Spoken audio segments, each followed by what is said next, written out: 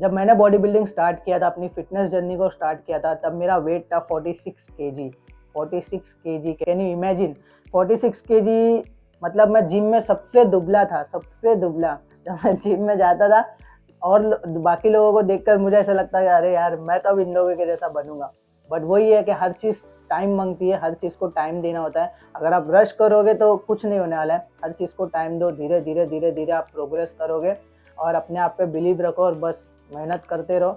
Hard work के साथ में जो स्मार्ट वर्क भी करना, बिकॉज मेहनत तो गधा भी करता है। जितनी भी बातें मैं आप लोगों को इस वीडियो में बताने वाला हूँ, आई विश कि जब मैंने अपनी फिटनेस जर्नी की स्टार्ट किया था तब मेरे पास में अगर ऐसा कोई बताने वाला होता तो मैं थोड़ी और पहले ही अपनी बॉडी को बना लिया रहता था, थोड़ा और पहले ही प्रोग्रेस कर लिया रहता था। बट इट्स ओके, हम धीरे धीरे ही हर चीज़ को सीखते हैं। तो जितनी भी चीज़ें मैं आप लोगों को वीडियो में बताने वाला हूँ उसको गौर से सुनना, बिकॉज ये सारी चीज़ें आप लोगों के लिए बहुत ही बेनिफिशियल होगी। तो लेट्स गो, वीडियो को स्टार्ट करते हैं। What's up guys, welcome back to my channel. I hope you are fit and fine. So ये वीडियो मैं काफ़ी टाइम से बनाने की कोशिश कर रहा था, बट कुछ ना कुछ रीज़न से मैं वीडियो नहीं बना पा रहा था। और fortunately I got a chance today to make this video. And video start करने से पहले huge shout out to my gym, SNS gym. The guys are very kind enough to allow me to shoot here because आज Sunday है और Sunday को gym में किसी को भी आना अलाउ नहीं होता है। ओके, सो ज़्यादा टाइम पास नहीं करते, स्ट्रेट टू द पॉइंट, जिसलिए मैं यहाँ पर आया हूँ। वो वीडियो बनाकर हम यहाँ से रफू चक्कर होते हैं फटाफट। सो यस, तो ये वीडियो बनाने का मेरा पर्पस ये है बिकॉज इंस्टाग्राम पे मुझे काफ़ी DMs आते हैं कि भाई हम लोग इतने टाइम से वर्कआउट करें बट कुछ रिजल्ट नहीं दिख रहा है, बॉडी में कोई चेंजेस नहीं नज़र आ रहे। सो मैंने सोचा कि इंस्टेड ऑफ सबको अलग अलग रिप्लाई देने से अच्छा क्यों ना मैं एक वीडियो बना दूँ, ताकि आप लोगों वीडियो को देखो और आपको पता चले कि कहाँ मैं गलत जा रहा हूँ, जिसकी वजह से मैं ग्रो नहीं कर पा रहा हूँ मेरी फिटनेस जर्नी में। सो ये वीडियो उसी के लिए होगा। इसमें मैं आप लोगों को कुछ टिप्स दूंगा। Tips, yes you can say tips, because अभी इतना टाइम मैंने दे दिया फिटनेस इंडस्ट्री को, मतलब ये लाइन में। सो इतने तो केपेबल में हूँ कि आप लोगों को मैं कुछ टिप्स दे सकूँ। तो मैं आप लोगों को कुछ ऐसे पॉइंटर्स बताऊँगा, कुछ टिप्स बताऊँगा जिसको फॉलो करने से आप लोग इंशाल्लाह आप लोगों को जो है बेनिफिट मिलेगा और आप लोग जो है आपकी फिटनेस जर्नी में ग्रो कर सकते हो, मसल गेन कर सकते हो बेसिकली। बिकॉज जिम में लोग आते हैं इसीलिए, या तो फैट लॉस करने या मसल गेन करने के लिए। बाकी चीज़ें भी होती है बट मैं उस पर नहीं जाऊँगा, मैं जो वीडियो बना रहा हूँ उसी की बात करता हूँ। अभी जो हमारा पॉइंट नंबर 1 है वो है हमारी ट्रेनिंग स्प्लिट। अब मैं आप लोगों को एक चीज़ क्लियर कर दूँ कि हमारी कोई भी ट्रेनिंग स्प्लिट अच्छी या बुरी नहीं होती है। ये डिपेंड करता है पर्सन टू पर्सन पे। सपोज कोई बंदा 9 to 5 की जॉब कर रहा है and he is doing bro split, या फिर may be push pull leg follow कर रहा है and he is making gains, उसकी अच्छी बॉडी रिस्पॉन्ड करी है और अच्छे से मस्कुलर दिख रहा है वो, तो ये ज़रूरी नहीं है कि आपको भी वही फॉलो करना है और आप भी वो फॉलो करके आप गेन्स कर लोगे या फिर आपकी बॉडी अच्छे से रिस्पॉन्स करने लगेगी। तो ये ज़रूरी नहीं है, ये डिपेंड करता है पर्सन टू पर्सन पे। वो आपको खुद फिगर आउट करना पड़ेगा कि मेरा शेड्यूल कैसा है, मैं कब खा रहा हूँ, मैं कब सो रहा हूँ, मैं कब, और मेरी रिकवरी कैसी है, मेरी डाइट कैसी है। तो वो सारी चीज़ आपको फिगर आउट करने के बाद उसके बाद आपको इस कंक्लूजन पे आना है कि मुझे कौन सी स्प्लिट फॉलो करनी है। सपोज आप वीक में हर मसल को सिर्फ एक बार ट्रेन कर रहे हो, जैसे कि ब्रो स्प्लिट में होता है मंडे को chest, then shoulder, then back, bicep tricep, then leg.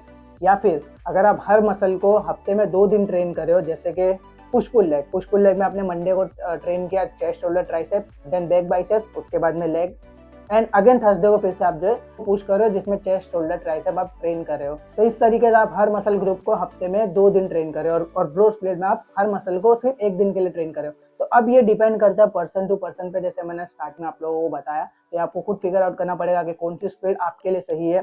सारी ही स्प्लिट अच्छी होती है।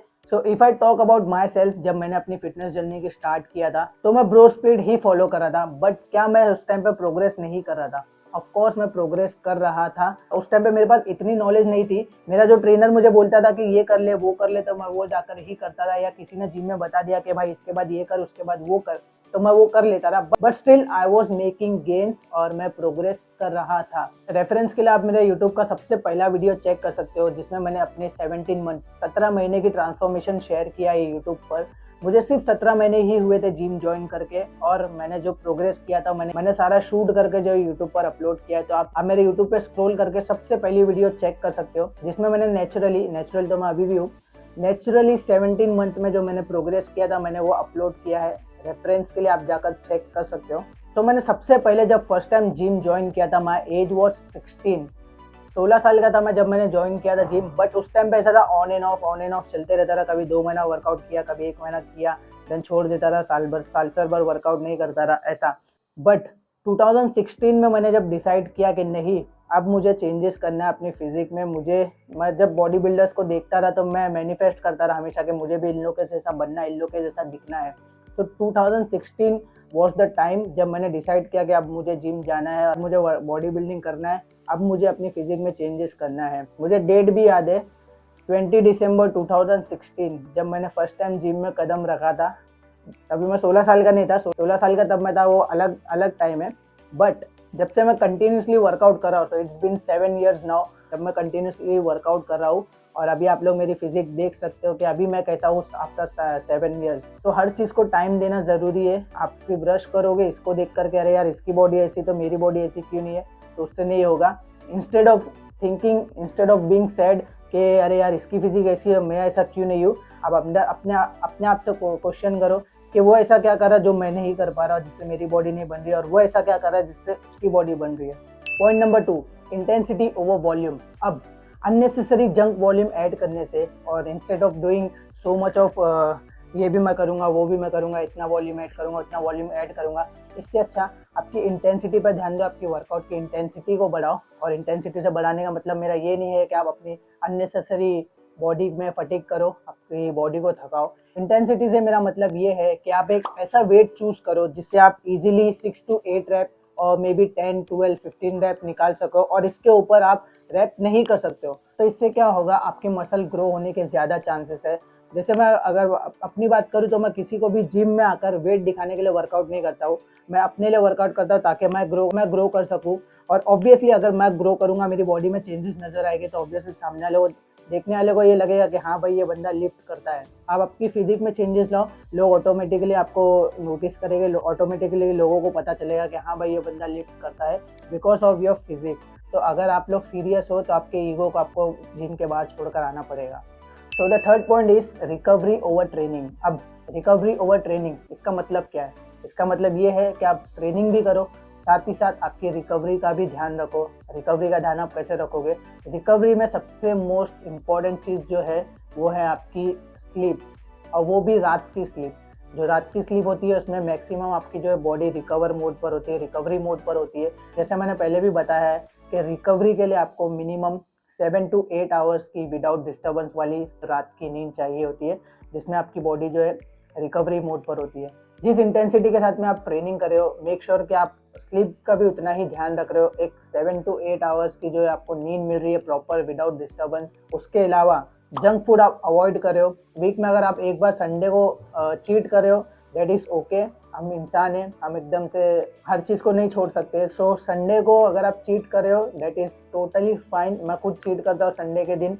बट बाकी के जो 6 दिन है आपके पास में, उसमें आपको स्ट्रिक्ट डाइट पर रहना है। आपके डाइट, आप क्या खा रहे हो, आपका फूड इंटेक क्या है, आपका वाटर इंटेक क्या है, ये सारी चीज़ों का आपको ध्यान देना होगा। आपकी लाइफस्टाइल कैसी, आपको इस पर ध्यान देना होगा। बिकॉज वो कहते हैं ना कि जिम में आप 1 घंटा क्या कर रहे हो वो मैटर नहीं करता है। जिम के बाद आप जो 23 घंटा क्या कर रहे हो, 23 आवर्स जो आप क्या कर रहे हो, वो मैटर करता है।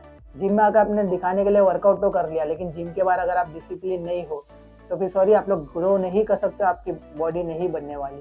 अब जो हमारा 4th पॉइंट है, ये हमेशा से मैंने ऑलमोस्ट अपनी हर वीडियो में बताया ही है कि आप आपके वर्कआउट को ट्रैक करो, आपकी कैलोरी इनटेक को ट्रैक करो। अब वर्कआउट को ट्रैक करने से मतलब मेरा ये है कि जब भी आप कोई सेट लगा रहे हो, सपोज आज आपने चेस्ट ट्रेन किया है, तो आप आपके जिम में बुक लेकर आना। अगर बुक नहीं लेकर आए तो फ़ोन तो सभी के पास होता है, तो फ़ोन का नोट ओपन करो, उसमें आप लिखो कि आज ये डेट है, ये दिन है और मैं आप चेस्ट ट्रेन कराऊँ। तो चेस्ट में मैंने सबसे पहले लिया इंक्लाइन प्रेस, डंबल प्रेस या फिर व्हाटएवर बारबल प्रेस।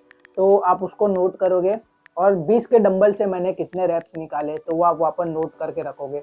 और जब नेक्स्ट टाइम आप दोबारा से चेस्ट ट्रेन करोगे तो आपके पास में पिछला ट्रैक होगा कि हाँ मैंने 20 के डंबल से 10 रैप निकाला था, तो आज मुझे 11 या फिर 12 रैप निकालना है। इसको कहते हैं प्रोग्रेसिव ओवरलोड।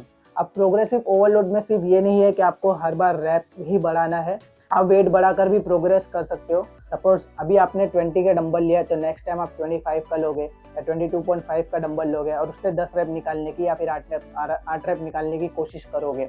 और मैं आप लोगों को बताऊं, अगर अगर मैं अपनी बात बताऊँ तो मैं हमेशा 10, 12, 15 ये रैप रेंज के ही वेट चूज़ करता हूँ।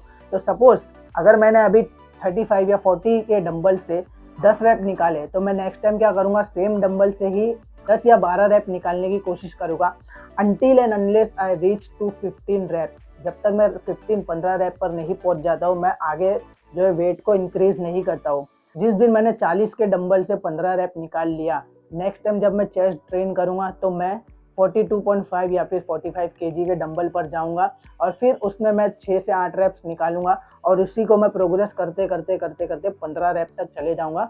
जिस दिन मैंने 15 रैप 45 पर भी निकाल लिया, देन मैं वेट इंक्रीज़ करूँगा। तो इस तरीके से आप जो है प्रोग्रेस कर सकते हो। आप वेट बढ़ाकर भी प्रोग्रेस करते हो, आप रैप रेंज बढ़ाकर भी प्रोग्रेस करते हो। तो ये मेरी फिलॉसफी है बॉडी बिल्डिंग की। This is how I grow.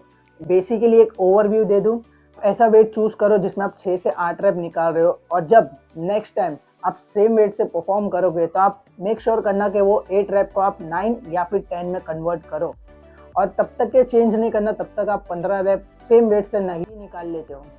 अब पॉइंट नंबर 4 में ही कैलोरीज की बात करते हैं हम। जैसे मैंने आप लोगों को बताया कि आपको वर्कआउट ट्रैक करना है, उसी के साथ साथ आपको आपका कैलोरीज को भी ट्रैक करना है। आप कितनी कैलोरीज दिन में कंज्यूम कर रहे हो, अभी आप कैसे कर सकते हो? तो इसका सिंपल एंड बेस्ट वे है my fitness Pal application. Yes, अगर आपका फैट लॉस का गोल है, अगर आपकी मसल बिल्डिंग का गोल है, उसमें सब चीज़ें अवेलेबल है। सिर्फ आपको आपकी हाइट, आपका गोल, आपका करंट वेट, ये क्या है, ये सारी चीज़ें आप उसमें डालोगे, आपको ऑटोमेटिकली सामने सारी चीज़ें अवेलेबल होगी।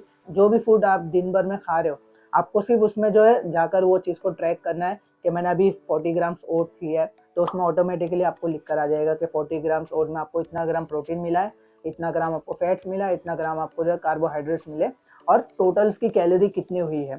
सपोज एक बंदा 60 केजी का है और उसका जो दिन का कैलोरी इंटेक है वो अराउंड 1800 है या फिर 2000 है समथिंग कैलोरी इंटेक दिन का, तो वो वहाँ पर ऑलरेडी मेंशन होता है। आपको सिर्फ जो है अकॉर्डिंगली आपका फूड सिलेक्शन देखकर आपको जो आपका कैलोरी इंटेक दिन का पूरा करना होता है। तो इस तरीके से आप जो है आपका दिन भर की जो भी कैलोरी होती है उसका ट्रैक रख सकते हो। अब जो हमारा फिफ्थ और आखिरी पॉइंट है वो है हमारा एक्सरसाइज सिलेक्शन। अब एक्सरसाइज आपको स्मार्टली सिलेक्ट करना पड़ेगा। आपको ये देखना पड़ेगा कि आपका कौन सी एक्सरसाइज कौन से मसल ग्रुप को टारगेट कर रही है। अब मैं आप लोगों को एग्जांपल दूं ना, जिम में जनरली क्या होता है ना, सबको ये पता है कि हाँ शोल्डर वाले दिन ये ट्रेन करना है या चेस्ट वाले दिन ये एक्सरसाइज लगानी है जिससे मेरे शोल्डर ट्रेन हो गए, जिससे मेरे चेस्ट ट्रेन हो गए।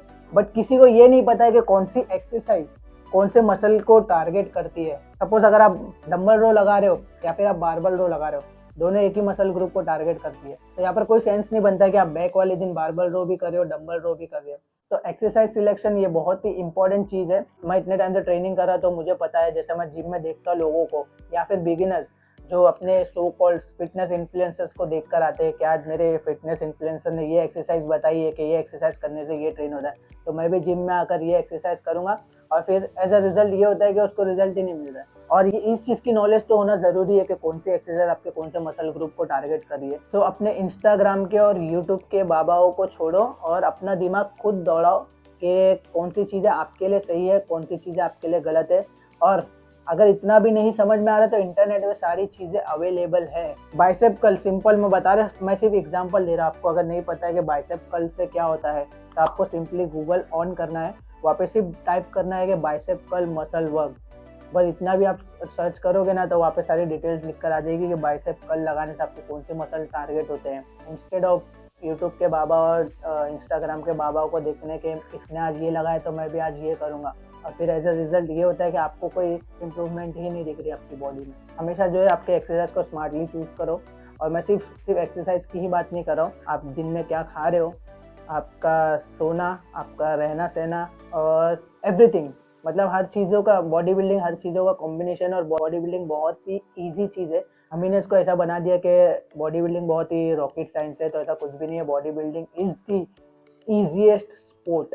बस आपको थोड़ा सा स्मार्ट वर्क करना होगा इसमें, तब जाकर आप जो है गेन्स कर सकते हो, तब जाकर आप जो है आपकी फिजिक में चेंजेस ला सकते हो। तो ये मेरे कुछ एक्सपीरियंसेस थे जो मैंने आप लोगों के साथ में शेयर किया। आई विश कि मुझे भी ऐसा कोई बताने वाला होता।